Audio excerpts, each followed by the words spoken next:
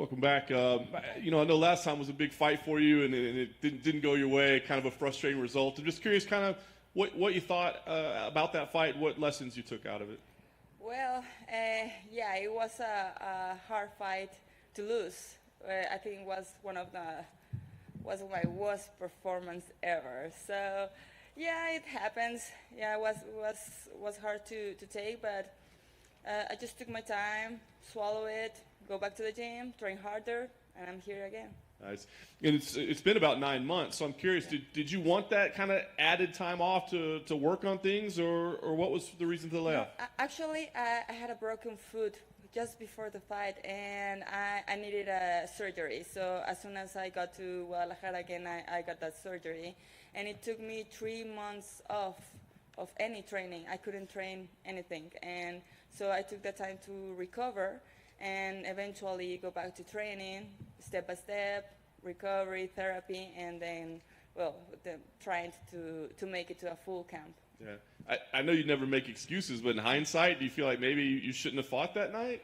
Well, we had to have the job done. We were there, we traveled, we signed a contract. It was a big fight. I didn't want to cancel that fight. I don't want to make excuses. It just everything was the perfect mix for failure that night. I got COVID a few months before the fight, and I struggled with that. So I tested negative until late September, and I was fighting early October. So I wasn't 100%. I needed to say that I was, because I didn't want to say I'm not, but I wasn't.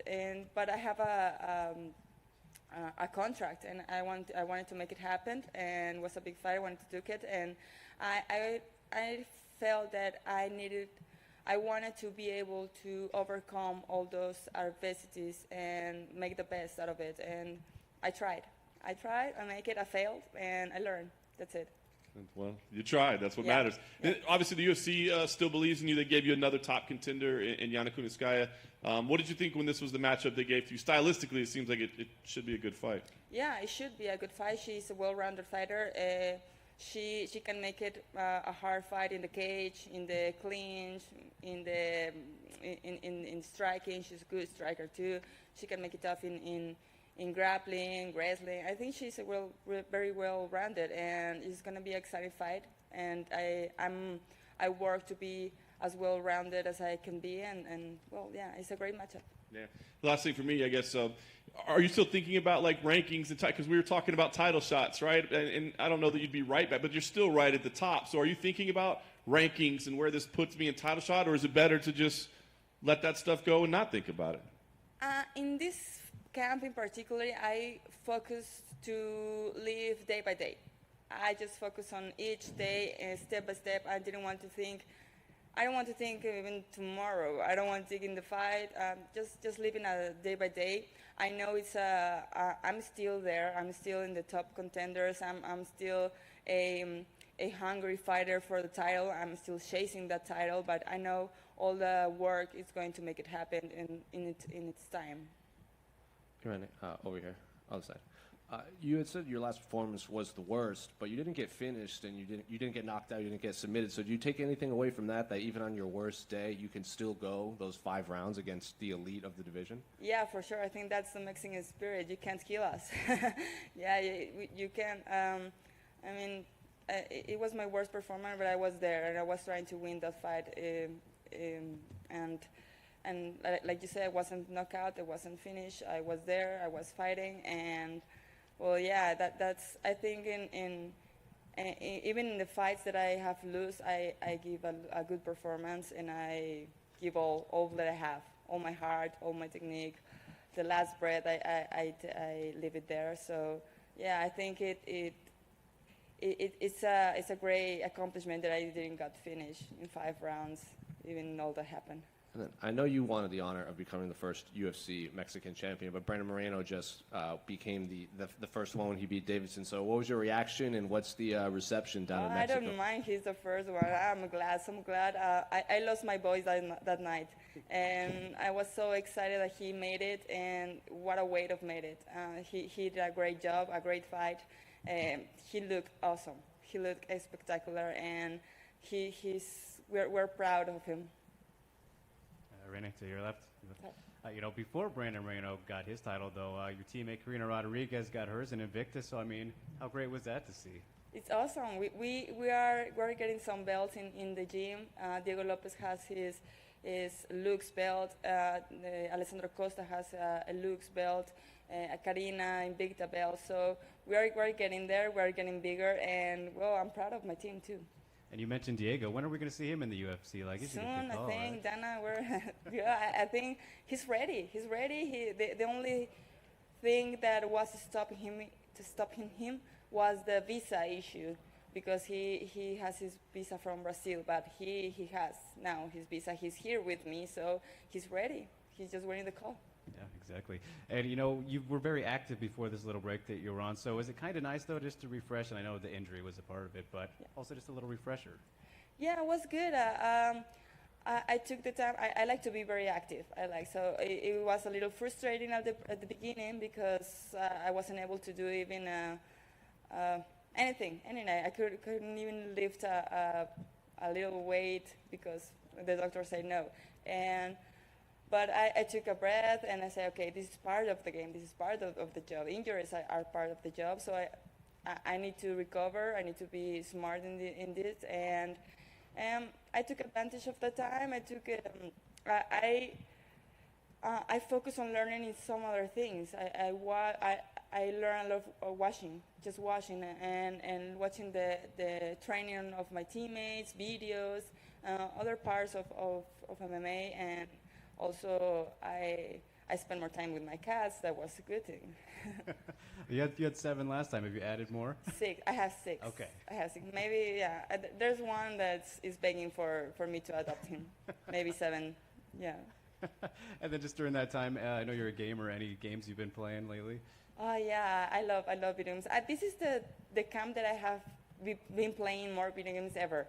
I think that's the key that I'm going to win this fight, because that keeps my brain fresh and decision making fresh, and I think that's I enjoy it. Now right now I'm playing Sniper. Good luck, Irene. Thank you. Irene over here. You say you have 6 cats. Would you say you are a crazy cat lady? Yeah, definitely crazy, and I love cats, so yeah, I think. Perfect. Secondly, I was wondering, what did you think of them picking Juliana Pena to take on Amanda Nunes next? I think a lot of people thought it should be Holly or Jermaine, and instead they went with someone lower. Well, I think Holly and Jermaine are injured, and they already fought Amanda, so she raised her voice and she got it. It's good for her. I mean, she was there. She has been a good contender for a long time, and well, if the UFC gave her fight, well, that's because they think she deserved it. How do you think that fight plays out between Juliana and Amanda? Well, Amanda is really hard to beat. Honestly, she has shown us, everybody, that she's really tough, but anybody is unbeatable at some point. At some point you have to go down. So maybe Juliana can make it, maybe not. We don't know. It's going to be a hard fight. Thank you. Can I ask you what it means to be back here in the back? I'm sorry, Jack. Can I ask you what it means for you to be on this fight card in Las Vegas, in the fight capital of the world, on a Conor McGregor card, and just kind of explain what that means to you? I love to fight in Vegas. I love it. It's like home to me. I have fought in here several fights, and always got a good fight fighting here. Last time was a great experience for me. It was a big card too, and got a win. So I'm trying to repeat that experience in here. And this being the first big main card back after the pandemic in Las Vegas. Have had him here at the Apex, but the first, sold out, T-Mobile, all eyes on this thing. What do you think of that? It's awesome. It's awesome. I love to be in the arena again with all those fans, to be in the full arena. I love the experience. I love the energy of the people. I love the cheering, to see the flags, to see the exciting people. It's just a plus for me because, I don't know, I feel the energy and I love it. And to be part of this huge card with these huge athletes like McGregor, like Poirier, it's great for me. I'm really excited. I'm really motivated. I'm really happy to be here. Irene, over here on your left. As a dominant champion, it can sometimes be a challenge to find worthy opponents for Amanda Nunes.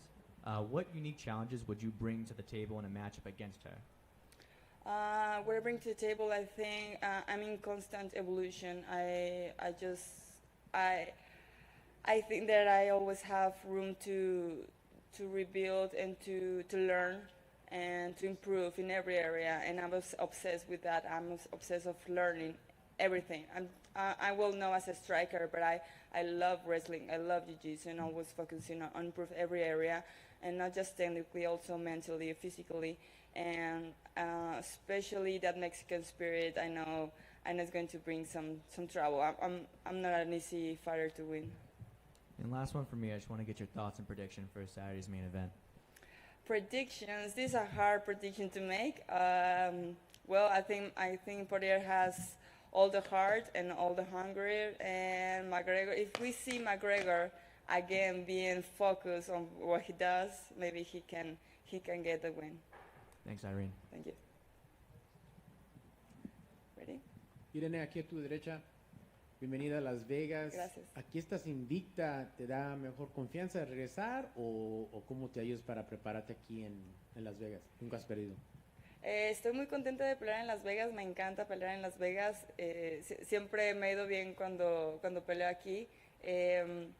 Me siento muy cómoda, muy feliz de estar aquí y creo que eso me ayuda a tener un mejor desempeño en el octágono.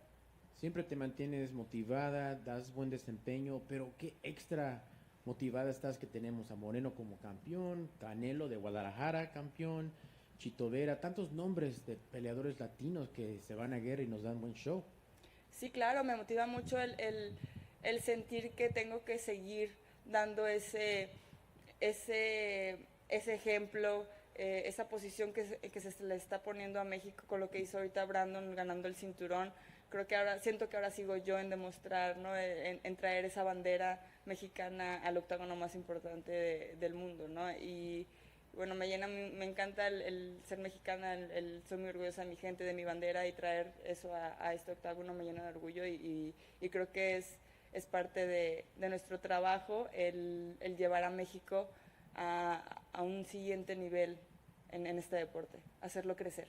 De acuerdo, y mi última pregunta, fue una difícil derrota, pero en tus redes sociales nos contaste que aprendiste mucho y te ayudó a mejorarte. ¿Qué le cuentas a la gente que ha sufrido ese tipo de situación y que esperamos ver este sábado de Irene? Sí, claro, siempre va a haber altas y bajas en la vida, no todo va a ser color de rosa, no todo va a ser bonito, no todo se va a presentar a tu favor. Y este tipo de derrotas, por ejemplo, esta fue creo que la derrota más fuerte que he vivido en este momento. Fue una pelea muy importante, creo que mi pelea más importante, una pelea que ya me iba a llevar por el cinturón, una pelea que todo el mundo estaba viendo, tenía los ojos de muchas personas encima y perdí de una manera muy fea, honestamente, ¿no? Perdí delante de muchas personas, pero y a veces pasarte ese tipo de situaciones es un poquito difícil, pero esto te enseña a poder sobrellevar este tipo de adversidades, ¿no? No solo en un deporte, sino en la vida en general, ¿no? Si te presentan situaciones así en la vida, en otros temas, vas a saber sobrellevarlos, ¿no? El no quedarte ahí, no quedarte estancado, no quedarte a lo mejor desanimado, simplemente hay que pasártelo, aprender y regresar a trabajar más duro. Gracias, buena suerte. Gracias. Thank you, gracias.